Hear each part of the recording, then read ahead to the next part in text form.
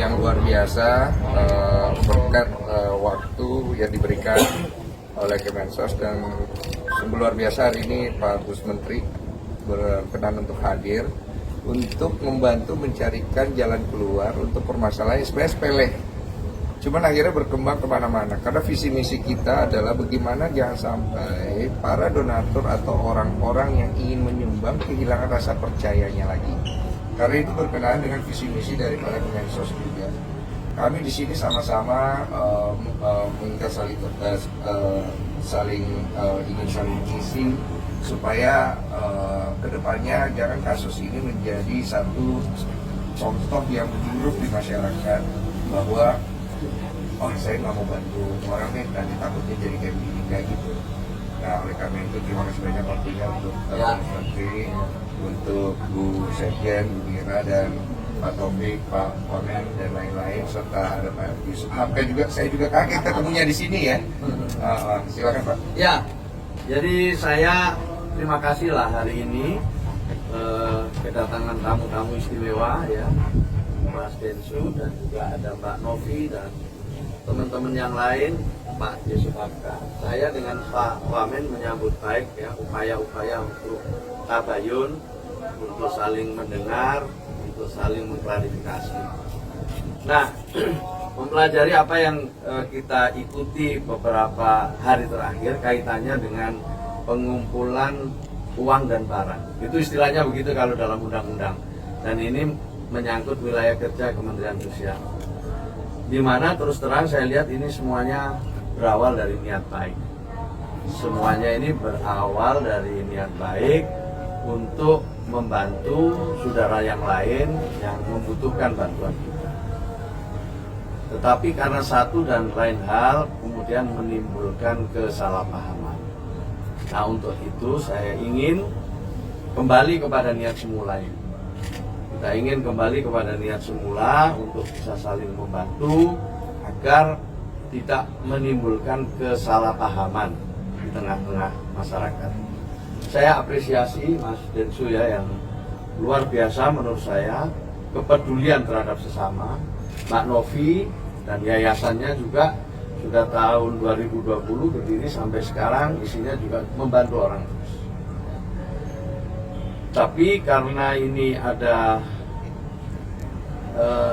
diawali dari mungkin kesalahpahaman, ketidakmengertian, kemudian menimbulkan satu diskusi di ruang publik yang kalau ini tidak didudukkan perkaranya bisa menimbulkan fitnah.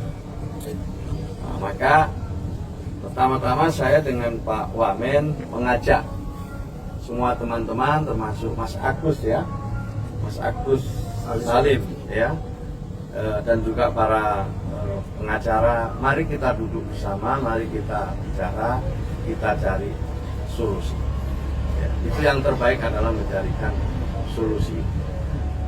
Kemudian yang kedua, saya juga ingin mengajak semua kalangan untuk memahami semua ketentuan-ketentuan yang ada. Saya menyadari bahwa belum semua ya, karena mungkin sosialisasi kami kurang, sehingga banyak juga di antara teman-teman yang terlibat di dalam pengumpulan donasi itu tidak melalui proses yang semestinya.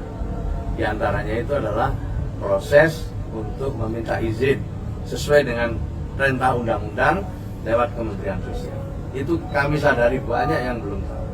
Jadi kalau sekarang masih ada yang melakukan kegiatan-kegiatan itu belum mendapatkan izin, itu hal yang sangat kami maklumi. Nah, ke depan kita ingin ya, Mas Densu, Mbak Novi, bantu kami untuk ikut mensosialisasikan bahwa ini harus ada proses yang harus dilewati. Dan itu tidak sulit, itu mudah, dan bahkan kita bisa saling membantu, kita bisa saling menguatkan. Bahkan mungkin Kementerian Sosial juga memiliki data-data yang lebih akurat tentang sesungguhnya siapa yang mereka patut untuk kita beri bantuan. Saya ingin sampaikan bahwa banyak sekali lembaga-lembaga yang mengumpulkan uang dan barang itu bekerja sama dengan kami. tapi juga lebih banyak yang belum bekerja sama dengan kami. Saya apresiasi Mas Densu, Mbak Novi atas kejujurannya. Datang dengan kejujuran, datang dengan ketulusan, datang dengan hal-hal yang menurut saya mulia karena akan membantu orang lain.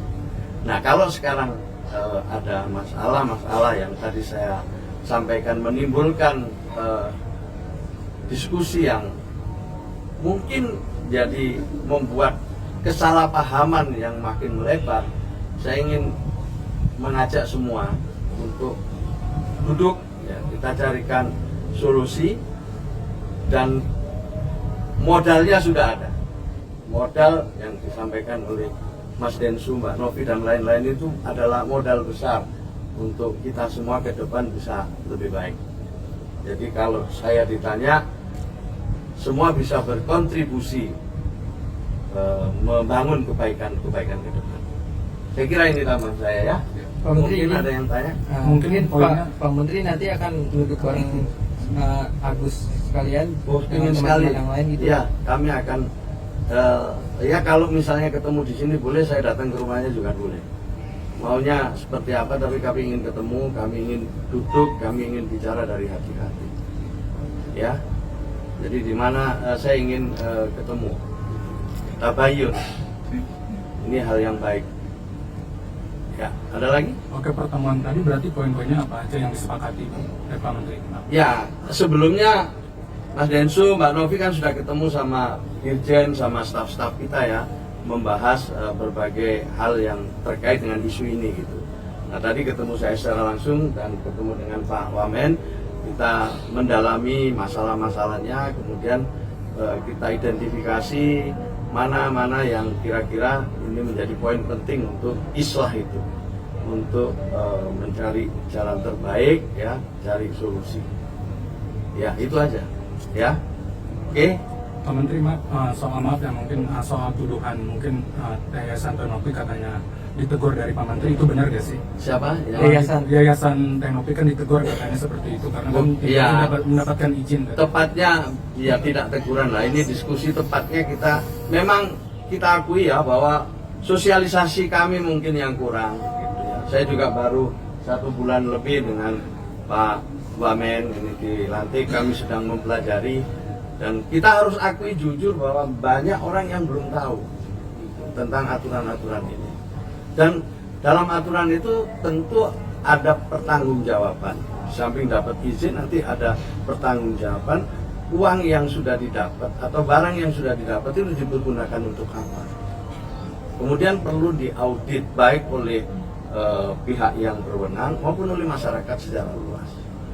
Pak Yusuf Hamka misalnya juga ini orang dan juga salah satu figur ya yang suka memberikan bantuan.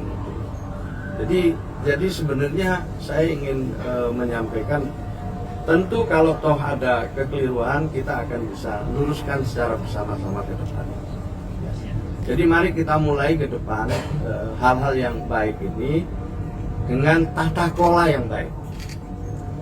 Yang baik ini kita mulai dengan tata kelola yang baik. Dan saya senang sama Mas Densu, ya saya terus terang ya belum tahu, saya baru tahu sekarang, ngomong apa adanya. Tapi niat kami begini-begini itu kan satu hal yang menurut saya sudah cukup bagi kita sebagai modal untuk mencari solusi. Gitu loh, Pak. Mungkin orang-orang seperti Tenovi, Bang Densu dan Pak Yusuf Hamka yang suka membantu orang kan mungkin banyak sekarang Pak di media sosial, melalui media sosial. Itu ada regulasi sendiri nggak sih Pak untuk membantu orang supaya tidak terjadi lagi nih seperti ini? Ya, regulasinya itu sementara ini cukup jelas ya, supaya mengajukan izin lewat Kementerian Sosial, dan dengan izin itu kemudian ditindaklanjuti dengan tata kelola yang baik gitu. Jadi siapapun boleh mengumpulkan barang dan orang dengan izin. Setelah itu ditunjukkan tata kelola yang baik, pertanggungjawabannya, dan kalau perlu memang publik bisa ikut mengaudit, apalagi sekarang dengan medsos seperti ini. Ya nanti Mas Densu juga bisa menyampaikan, ini saya sudah bisa bantu sekian, kemarin saya lewat podcast saya menyampaikan ini, dan sekarang sudah didapat sekian dari sekian banyak orang. Nah, uang yang sudah didapat ini diperuntukkan 1, 2, 3, 4.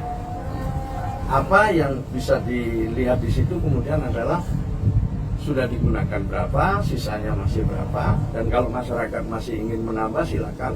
Dan dengan begitu insya Allah kepercayaan itu akan tumbuh. Bukan kesalahpahaman, tapi kepercayaan akan tumbuh. Orang yang dibantu juga ngerti gitu. Nggak kemudian yang dibantu ini mimpinya macam-macam. Kalau orang itu nggak sadar dibantu malah mimpi macam-macam, malah nanti tidak tepat sasaran. Pak, untuk donasi Agus Salim sendiri memang sudah sesuai prosedur atau gimana sih? Ya, saya belum bisa, saya harus pelajari dulu.